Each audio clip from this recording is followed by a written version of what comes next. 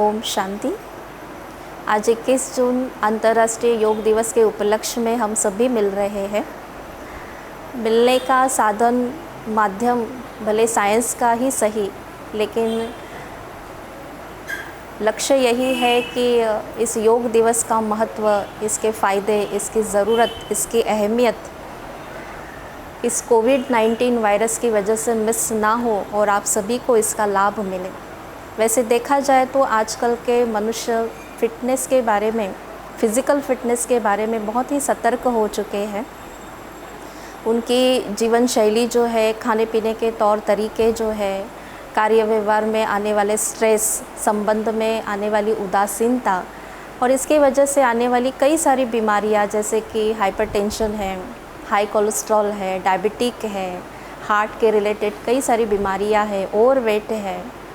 इन सभी बातों से सामना उनको करना पड़ रहा है और इसकी वजह से डॉक्टर्स भी उनको राय देते हैं, उनका अटेंशन खिंचवाते हैं फ़िज़िकल फ़िटनेस के ऊपर।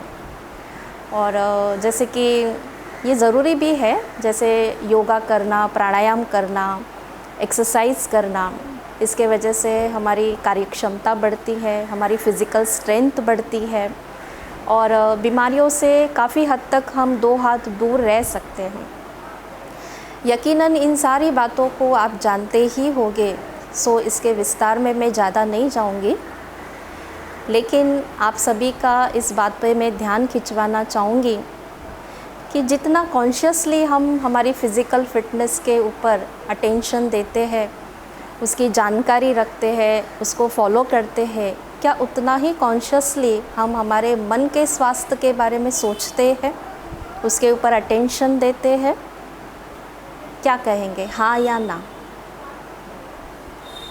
मैं ये प्रश्न आपसे इसलिए पूछ रही हूँ कि जैसे कई सारे लोगों का ऐसे मानना है कि मन की बीमारी, मन का स्वास्थ्य या मन का कोई भी दुख है, ये सारी बातें किसी मनोरुग्ण के संबंधित है।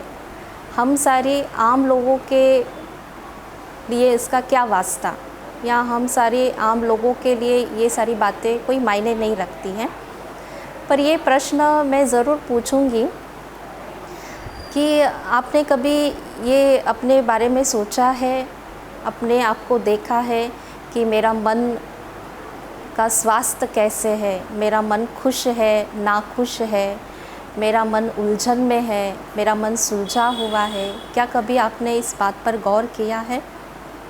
आपको मैं एक बात कहना चाहूँगी, आप सभी ने ये अनुभव किया होगा अपने बारे में या किसी अपनों के बारे में। किसी दिन हम हमारा चेकअप करवाने के लिए हॉस्पिटल में जाते हैं, हेल्थ चेकअप, बॉडी चेकअप करवाने के लिए, और चेकअप करने के बाद हमको ये नज़र आता है कि हमारी रिपोर्ट कोई अच्छी नहीं है। जैसे हीमोग्लोबिन कम है, कैल्शियम कम है, हमारा ईसीजी नॉर्मल नहीं है और हम सोच में पड़ते हैं, हम शॉक हो जाते हैं कि अरे हमें कोई तकलीफ़ नहीं है और हमारा ये रिपोर्ट क्या दिखा रहा है कि हम फ़िज़िकल फ़िट नहीं हैं। तो रिपोर्ट करने के बाद आपको ये एहसास होता है कि मैं फ़िट नहीं हूँ। तो क्या इस तरह का मन का चेकअप हमने कभी किया है? क्या हम हमारे मन को कभी चेक करते हैं? हम हमारे खुद के डॉक्टर बन के हम हमारे मन को चेक करें, और ये चेक करने का तरीका, इसकी विधि क्या है? जैसे कि फ़िज़िकल फ़िटनेस को चेक करने की विधि, या हम आसान शब्द में कहें तो कोई व्यक्ति फ़िट है या अनफिट है, इसका अंदाज़ हम कैसे लगा सकते हैं? जैसे कोई व्यक्ति बहुत ही आसानी से 3 मंजिल 4 मंजिल की सीढ़ी चढ़कर जाता है और उसको बिल्कुल थकावट महसूस नहीं होती है। एक जगह पर आसन लगाकर घंटों बैठा रहता है पर उसको कोई तकलीफ़ नहीं होती है। हड्डी वर्क करता है, हार्ड वर्क करता है, उसको कोई तकलीफ़ नहीं होती है, तो हम कहते हैं कि ये व्यक्ति फ़िज़िकल फ़िट है। और यही कोई अनफिट व्यक्ति करे तो उसको कमज़ोरी, थकावट महसूस होती है। तो हम कह सकते हैं कि भाई जिसे थकावट महसूस नहीं होती है, आसानी से उसका शरीर हिलता है, फ्लेक्सिबल है, तो वो फिट है। और जिसका फ्लेक्सिबल नहीं है वो अनफिट है। उसी तरह हम हमारे मन के स्वास्थ्य का भी कह सकते हैं, क्या मेरा मन फ्लेक्सिबल है? क्या मेरा मन कोई भी परिस्थिति में, कोई भी परेशानियों में, परीक्षाओं में मेरा मन आसानी से फ्लेक्सिबल हो पाता है? उस कठिन परिस्थिति से हटकर मेरा मन शांत रह पाता है? और अगर वो नहीं रहता है तो मेरा मन स्वस्थ नहीं है, मेरा मन बीमार है। आजकल कई बार ऐसे सुनने में आता है कि कोई व्यक्ति को बहुत स्ट्रेस है, उसके वजह से वो डिप्रेशन में आ गया है और किसी डॉक्टर के पास वो जाता है, किसी साइकेट्रिक डॉक्टर के पास जाता है, तो दवाइयों के साथ वो सजेस्ट करते हैं कि भाई आप मेडिटेशन सीखो, और मेडिटेशन सीखने से आपका जो मन है वो ठीक हो जाएगा, आपकी स्ट्रेस लेवल जो है, डिप्रेशन जो है वो कम हो जाएगी। माना हमने ये सोच बनाकर रखी है कि मेडिटेशन सीखना एक बीमारी की दवा है। तो मैं आपको ये बताना चाहूँगी कि मेडिटेशन ये ज़रूर बीमारी की दवा है, परंतु बीमार होने के बाद ही लेने वाली ये दवा नहीं है। तो बीमारी होने के पहले से हम ये दवा इस्तेमाल कर सकते हैं। और अगर हम मेडिटेशन सीखते हैं, इस दवा का प्रयोग हमारे जीवन में हम करते हैं, तो ज़रूर हम हमारे मन को कई सारी मानसिक बीमारियों से दूर रख सकते हैं। अभी आप पूछेंगे कि ये मेडिटेशन होता क्या है? तो जैसे फिज़िकल फिटनेस के लिए हम एक्सरसाइज करते, प्राणायाम करते, योगा करते हैं और हमारे शरीर को हम फिट रखते हैं, तो उसी तरह हमारे मन को फिट करने के लिए, हमारे मन को स्वस्थ रखने के लिए हमको मेडिटेशन सीखने की ज़रूरत है। मेडिटेशन माना बिल्कुल आसान शब्द में कहा जाए तो मन की एकाग्रता, एकाग्रता की शक्ति ही मेडिटेशन है। और इस एकाग्रता की शक्ति से हमारे मन को हम इतना सशक्त बना सकते हैं कि हमारे सामने कोई भी कठिन परिस्थिति आए, हमारे सामने कोई भी परीक्षाओं की घड़ी आए, हम हमारे मन को हमारे काबू में रख सकते हैं, हमारे मन को हम जहाँ चाहे वहाँ टिका सकते हैं।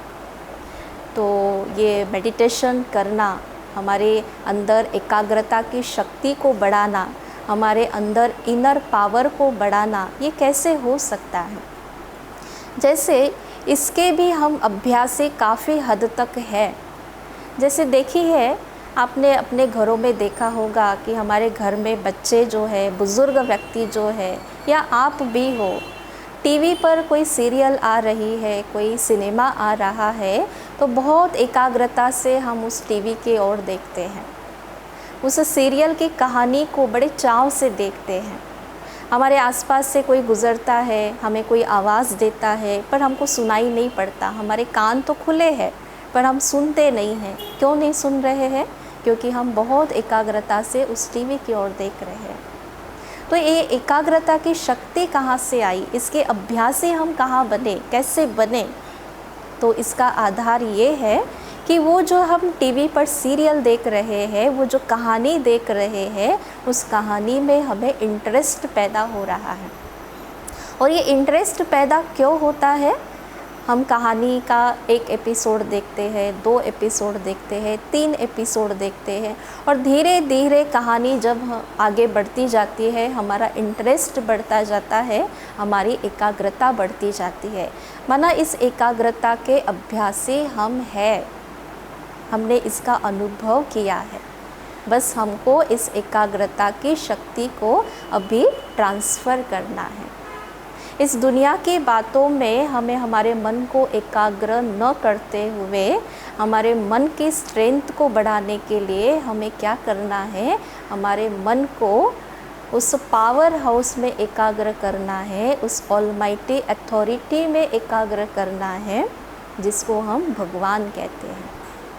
हमारी भारत भूमि भगवान पर आस्था रखने वाली भूमि है, भगवान पर विश्वास, प्यार रखने वाली भूमि है। और ये भगवान नाम की जो शक्ति है वो ऑलमाइटी अथॉरिटी है, वो सर्वशक्तिवान है। अगर मेरा मन उनमें एकाग्र हो जाए, अगर मेरा मन उनके साथ जुड़ जाए, तो यकीनन उनके पास जो शक्ति है, उनके पास जो प्यार है, उनके पास जो पावर है, वो हमारे अंदर जमा होती जाएगी और हमारी मेंटली स्ट्रेंथ जो है वो बढ़ती जाएगी। और इस एकाग्रता की शक्ति का बहुत फ़ायदा हमारे जीवन में हमको अनुभव होता रहेगा। मैं इसके लिए, इसके आधार से एक आपको कहानी सुनाना चाहूँगी। महाभारत में एक बहुत अच्छा दृष्टांत है गांधारी का। हम सभी जानते हैं कि कहानी इस प्रकार की है कि गांधारी जो थी वो अंधी नहीं थी, उसके पति धृतराष्ट्र अंधे थे और अपने पति का अंधापन देखते हुए गांधारी ने भी अपने आँखों पर पट्टी बांध ली और कई दिनों तक उसकी आँखों ने कुछ भी बुरा देखा नहीं और बुरा न देखने के कारण कुछ भी बुद्धि बुरे विचारों से चली नहीं, मुख से बुरे बोल निकले नहीं, बुरी बातें सुनी नहीं और इसके वजह से आँखों में शक्ति जमा हो गई। जैसे कहानी में दिखाते हैं कि गांधारी के जो 99 बच्चे थे महाभारत युद्ध में ख़त्म हो गए, अकेला दुर्योधन ही बचा था और फिर गांधारी को बहुत चिंता होने लगी कि मेरा ये भी बच्चा अगर ख़त्म हो जावे तो मेरा वंश पूरा ख़त्म हो जाएगा। तो गांधारी ने शिव की आराधना की, शिव के सामने कहा कि मुझे वर दीजिए ताकि मेरा ये बच्चा जीवित रहे और मेरा वंश आगे बढ़े। तो शिव जो थे वो प्रसन्न हो गए और उन्होंने गांधारी को ये वर दिया कि आप दुर्योधन को रात में नदी में स्नान करके विवस्त्र अवस्था में अपने सामने बुलाना और उसके सामने अपने आँखों की पट्टी निकालकर उसके पूरे शरीर पे दृष्टि डालना, नज़र डालना। और इसी तरह गांधारी ने भी दुर्योधन को ये मैसेज पहुंचाया और कहा कि नदी में स्नान करके जैसे तुम पैदा हुए थे उस वक्त जिस अवस्था में थे उसी बाल्य अवस्था में मेरे सामने आना। दुर्योधन ने भी माँ की आज्ञा मानकर नदी में स्नान करके बिना कपड़े पहने माँ के कक्ष की ओर निकले। रास्ते में श्री कृष्ण मिले। श्री कृष्ण ने देखा दुर्योधन बिना कपड़े की अपने माँ के कक्ष की ओर निकल रहे हैं, तो उन्होंने दुर्योधन को रोका और पूछा कि भाई दुर्योधन, तुम इस हालत में कहाँ जा रहे हो। दुर्योधन ने कहा कि मैं माँ के कक्ष में जा रहा हूँ और उन्होंने मुझे ऐसे ही आने के लिए कहा है। श्री कृष्ण ने कहा कि माँ ने तो कहा, पर तुम कोई छोटे बच्चे तो हो नहीं, तुम इतने बड़े हो, जवान हो और तुम ऐसी अवस्था में अपने माँ के सामने जाओगे तो तुमको लज्जा नहीं आएगी। तो दुर्योधन ने सोचा कि बात तो ठीक है कि मैं इस तरह से माँ के सामने कैसे जा सकता हूँ।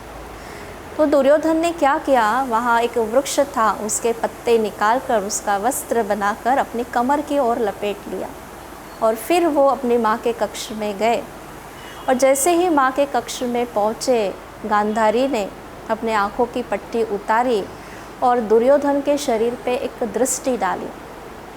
और जैसे ही दुर्योधन के शरीर पर दृष्टि गांधारी की पड़ी, उसका पूरा शरीर कमर का हिस्सा छोड़कर लोहे का बन गया। अब सोचिए, ये कहानी सुनने के बाद ऐसा होना तो पॉसिबल नहीं है, मुश्किल है। कोई हड्डी मांस का शरीर किसी की नज़र पड़ने से लोहे का बन नहीं सकता। परंतु कहानी के पीछे सार क्या है, मॉरल ऑफ द स्टोरी क्या है कि गांधारी अंधी नहीं थी। गांधारी को सही गलत की पहचान थी, अच्छे बुरे की पहचान थी, क्योंकि उसके नज़रों ने पहले सब कुछ देखा था। परंतु शादी के बाद उन्होंने अपनी पति के वजह से आँखों पे पट्टी बांधने के कारण उसके बाद उन्होंने कुछ भी बुरा देखा नहीं, सो आँखों में शक्ति जमा हो गई। कोई भी बुरी चीज़ पर उनकी नज़र न पड़ने की वजह से आँखों में इतनी शक्ति जमा हो गई कि हड्डी मांस का शरीर भी लोहे का बन गया। तो उसी तरह हम हमारी आंतरिक शक्तियों को, हमारे इनर पावर को कोई भी व्यर्थ बातों में व्यर्थ न गवाए, तो हमारे में भी ये शक्ति जमा हो सकती है, हमारी भी एकाग्रता की शक्ति बढ़ सकती है।